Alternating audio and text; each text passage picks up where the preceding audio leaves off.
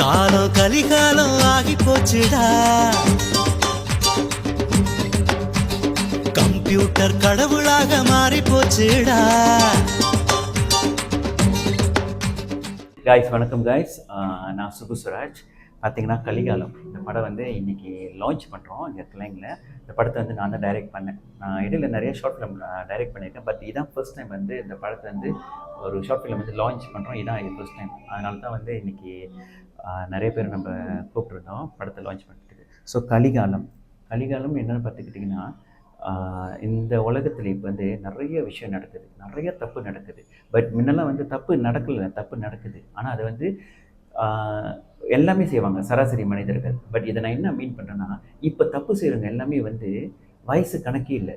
சின்ன பசங்கள்லேருந்து பெரிய ஆள் வரைக்கும் எல்லோரும் தப்பு பண்ணிக்கிட்டு தான் இருக்காங்க.